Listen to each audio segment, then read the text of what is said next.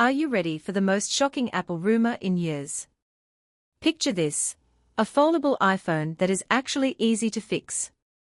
Yes, you heard that right. Apple is reportedly building a folding phone that won't require an engineering degree and a prayer to repair. For years, foldable phones have been a complete nightmare for durability. One piece of dust inside the hinge, and boom, your $2,000 device becomes a very expensive paperweight. Samsung spent years getting roasted for this, especially with the original Galaxy Fold disaster where screens died because people peeled off a layer that looked exactly like a temporary screen protector. It was a total catastrophe. But Apple has been sitting back, watching the competition make mistakes, and learning from them. Now, they are finally gearing up to enter the foldable market, and they want to make sure their device is incredibly tough and surprisingly modular. This massive shift in engineering philosophy seems to have the signature of John Ternus all over it. As he steps into a major leadership role, his focus on practical engineering and repairability is starting to show. We already saw glimpses of this with the MacBook Neo, which was surprisingly repair-friendly by Apple standards. Of course, we also have to acknowledge that the European Union is constantly breathing down Apple's neck about repairability laws. Apple probably has an entire office in Cupertino dedicated just to figuring out what Europe wants next. But honestly, whether this change is coming from internal leadership or external pressure, the consumer wins. A repairable foldable phone is exactly what the tech world needs right now to make normal people actually trust the technology. Right now, average consumers still view foldables as experimental gadgets for rich people who enjoy anxiety. Tech reviewers love to film themselves unfolding these devices in slow motion with dramatic ambient music playing, acting like they just discovered fire.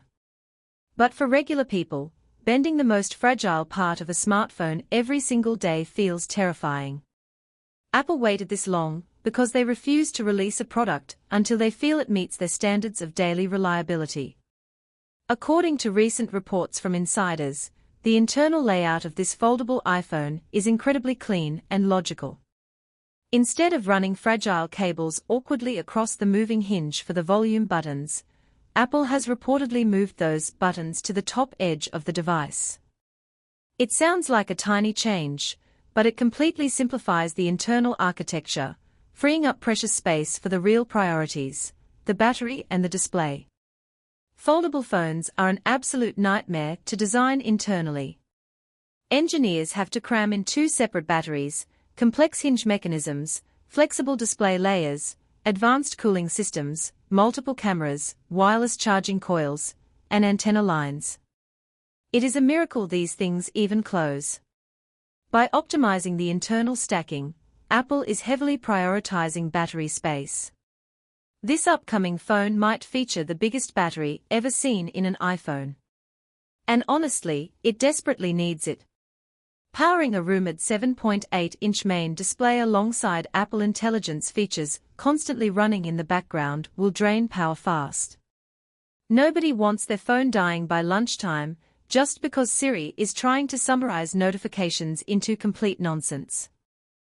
By entering the foldable market so late, Apple gets a massive advantage. They let Samsung, Google, OnePlus, and Honor spend half a decade figuring out what users absolutely hate about these devices. They let the competition deal with the complaints about heavy hinges, visible screen creases, terrible dust resistance, awkward battery anxiety, and poorly scaled apps. This is the classic Apple playbook. Critics always mock them for being late to the party, but Apple prefers to arrive when the market is mature. They did it with OLED screens, larger phone sizes, home screen widgets, and the always-on display. Every single time, Android users scream that they had it first, but normal consumers simply do not care. Once Apple enters a category, the entire industry shifts. Carriers advertise it differently, accessory makers flood the market, and app developers finally take the form factor seriously. There are also strong rumors that Touch ID is making a comeback on this device, built right into the side power button. This makes perfect sense from an engineering Standpoint. Fitting Face ID sensors into a super-thin folding chassis is incredibly difficult. Plus, side-mounted Touch ID works beautifully on devices like the iPad, making it quick and convenient when the phone is lying flat on a desk. The only ironic part is that Apple's most premium, expensive phone might come with technically older biometric tech. Speaking of expense, the rumored price tag is sitting around $2,000. That is a jaw-dropping number. It is hard to imagine how an Apple Store employee will even say that out loud with a straight face. At that price, you don't just need Apple Care, you need emotional support. Yet, despite the astronomical price, this phone is going to sell incredibly well.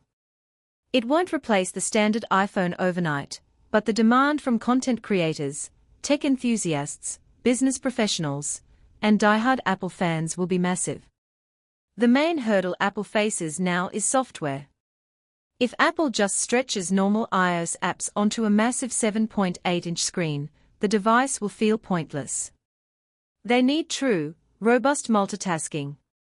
Right now, running 2 apps at the same time on an iPhone feels practically illegal because the software discourages it. Furthermore, a screen that big starts to heavily invade iPad mini territory. Apple has a history of cannibalizing its own products, so they will need to be very careful with how they position this device in their lineup. If these rumors about high repairability turn out to be true, Apple needs to shout it from the rooftops. They shouldn't bury this information deep inside a 70-page environmental PDF on their website. They should actively show off the modularity, demonstrate hinge replacements, and prove to the world that a $2,000 investment won't turn into a piece of broken glass after one accidental drop. We already know that iPhone internals look beautiful because Apple's engineering teams are borderline obsessive about neatness. Seeing that level of perfectionism, applied to a complex folding mechanism, is going to make for some legendary teardown videos. The foldable future is getting closer every day, and it is going to be wild. If you liked the video, subscribe, share the video, and hit the bell icon so you never miss an update.